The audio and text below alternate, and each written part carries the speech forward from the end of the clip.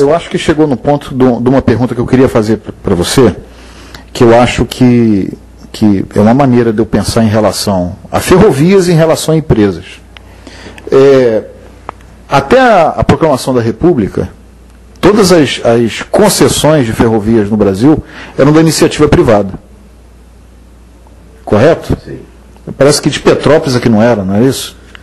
Olha, eu tenho não, é de Petrópolis, o Barão de Mauá fez um trecho, mas eram concessões... 14 quilômetros, foi o Império concedia para empresas... Isso, a empresa fazia e explorava. O empresário, exatamente. Isso. Até a proclamação da República, a maioria das ferrovias e concessões eram da iniciativa privada. A empresa fazia o estudo, colocava a ferrovia, colocava o trem, explorava comercialmente, igual tinha aqui em Glicério, que foi posto só para fazer o transporte de café. Inclusive, interessante... Você já pensou? Foi.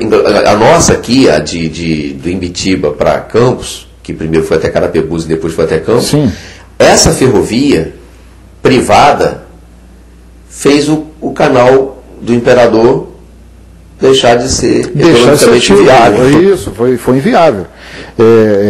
Tarifas mais baratas, e claro, o canal ficou obsoleto. E olha só, o que estava casado no negócio? Uma ferrovia que vinha lá de Glicério, tinha uma alfândega na Ibitiba, e tinha um porto. E a gente pegava, o café saía daqui direto para a Inglaterra. Não é à toa que a gente tem o Castelo, que tinha o Visconde de Araújo, você tinha o Visconde de Ururaí, o Barão de Monte Cedo, só gente bacana aqui em Macaé, um monte de barões aqui em Macaé. É verdade. Barões do café. Macaé é uma cidade bacana. E quem que desenvolveu isso? Iniciativa privada. Veio a proclamação da República e aí criou-se uma ideia que é o seguinte, que até hoje isso é difundido, que é aquela coisa do entreguismo. Eu não vou entregar as riquezas do Brasil para as empresas. Então começou o processo de estatização dessas linhas. E isso também descambou para cima das empresas. Não, a gente não quer empresa de fora aqui, não. E aí começou um processo de estatização. Acabava a licença, o governo comprava, aí criou a Rede Ferroviária Federal. 1957. E passou tudo para a mão do governo. O exemplo clássico de uma linha na mão do governo é essa ferrovia em Macaé. Essa ferrovia em Macaé é um exemplo clássico do que é uma linha férrea na mão de uma instituição governamental. Zero. Abandonada. A rede ferroviária, eu acho que ela só existiu por quê? Porque depois que criou toda aquela malha ferroviária, que ficou na mão de funcionários públicos, eles que tocaram. Porque o governo fez de tudo para destruir. E foi destruindo, até que acabou.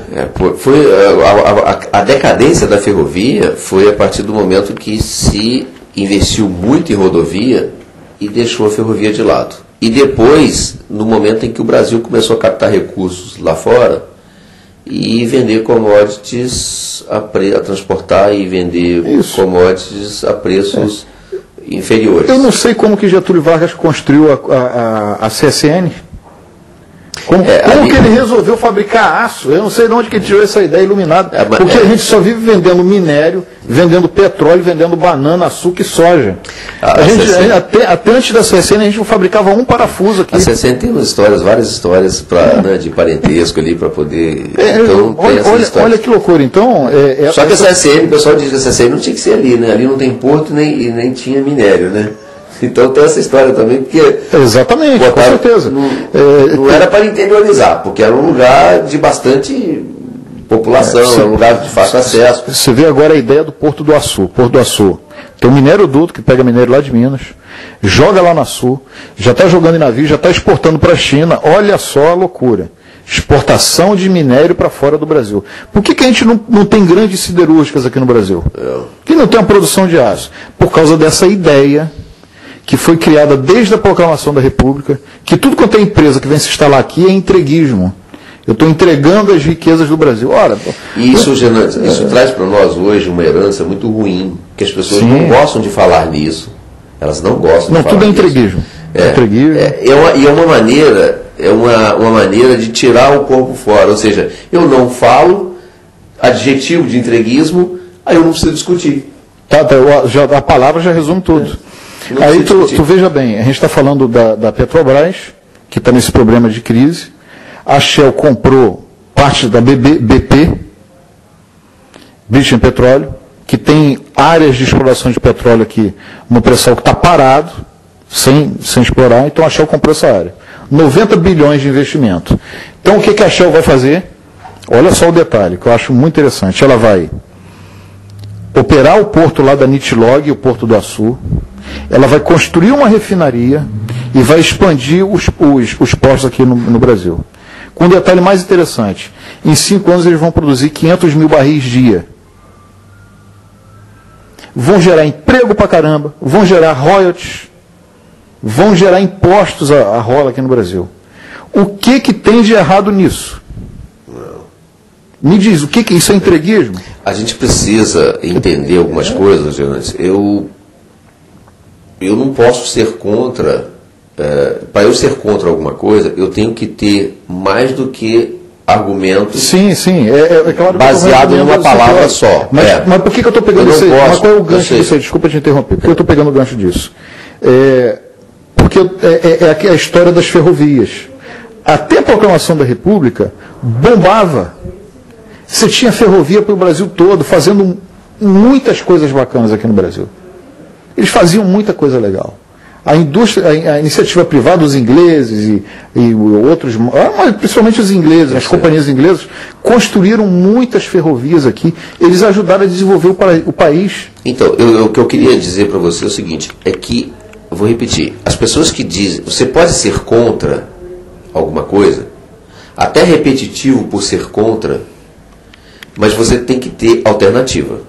Sim, com certeza. Quando você é contra, baseado nós não podemos entregar o que é nosso para fora, e o argumento é só esse, gente, existem mecanismos de você se proteger para não deixar o que é seu ir embora de maneira louca. Porque as estatais, vão tomar uma cerveja? A rede ferroviária...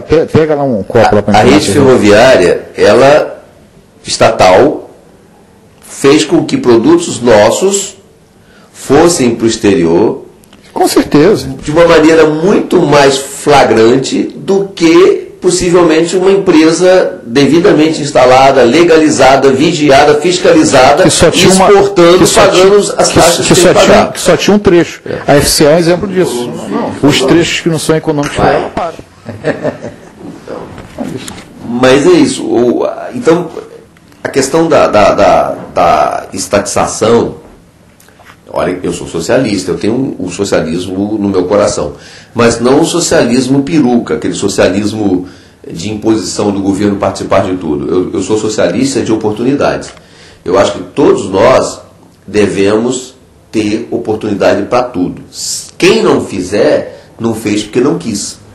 Então eu sonho em ter faculdades para quem quiser fazer, segundo grau para quem quiser fazer, curso profissionalizante para quem quiser fazer.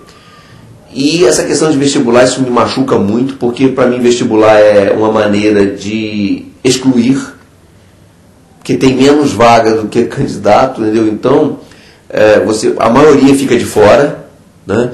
Então, quando a maioria fica de fora, ou seja, o vestibular existe para você não entrar. Entra quem conseguiu aquelas médias malucas, e agora tem uns sistemas até mais justos agora, né? Melhoraram bastante, mas aqueles vestibulares da minha época, aquilo era terrível, cara. Você fazer prova, aprender macete de cursinho para entrar na faculdade. Então, eu sou socialista e quero um socialismo de oportunidades. Muitos não vão ir. Então, o problema é deles.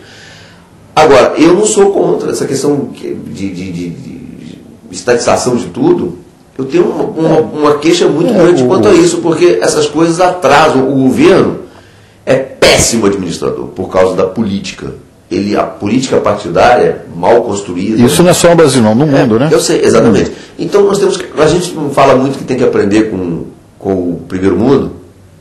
Então aprender com o primeiro mundo é isso, é trazer as coisas boas de lá para cá e tirar essas raízes que estão muito profundas na nossa cultura, de que precisamos copiar, mas isso não é bom. Mas se deu certo lá, por que não pode dar certo aqui? Durante minha adolescência, eu curti muito. Inclusive fui membro do PCB. Não fui do PC do PCB, que era o radical mesmo, né? E aprendi muito depois me desfiliei, desisti, vi que não era bem aquilo ali e tal, mas o conceito do socialismo, fundamentalmente, ele trabalha com oportunidade para todos. Eu quero dar oportunidade para todos. O jovem, com 17 anos, vai ter a mesma oportunidade de qualquer outra classe na área de educação. Mas aí quem chegou no poder começou a inverter isso aí, começou a mandar. Mandar. Ou seja, tem que ser oportunidade para todos, mas do jeito que eu quero. E não do jeito que a sociedade deveria se manifestar. Exatamente. E você não vai conseguir ter oportunidade para todos se você não tem emprego, se você não tem distribuição de renda, se você não tem uma boa arrecadação de impostos. Entende? A economia tem que girar. Se você não sabe o que você quer. Exatamente. Um grande problema que eu vejo nas pessoas hoje, isso desde a infância, né, passando pela adolescência, depois na meia-idade, e até nos velhos, não os empresários bem-sucedidos e dinâmicos. Assim mesmo tem muito empresário por aí, que eu costumo rotular de tapados, que também não sabem onde querem chegar. Sabe? Por que eu digo que não sabem onde querem chegar? Porque não fazem parte de federações, não fazem parte de sindicatos patronais. Eu entendo que todo mundo deveria se aglutinar em torno de segmentos que representem a atividade deles. A atividade deles, com certeza. Porque se fizessem isso, estariam muito melhores. Representação, sindicatos patronais. Exatamente. Aí o que eu digo para você é o seguinte, lembrando aquela música do Skank, né, que fala que a gente não quer só comida, né? Eu costumo dizer para as pessoas o seguinte: você tem sede? De quê? Aí eu reverto. Primeiro você tem que, antes de saber se você tem sede de quê, você tem que saber se você realmente tem sede.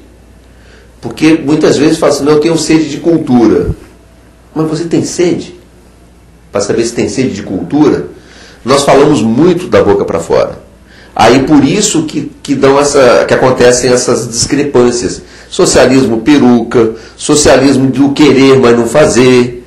Sabe? Aí o Brasil tem esses escândalos lá em Brasília, mas o escândalo não está lá, o escândalo está aqui do nosso lado. Sim, com certeza. O cidadão que critica o escândalo de lá faz escândalos em menor proporção, é protagonista de escândalos aqui no meio dele, semelhantes aos de lá.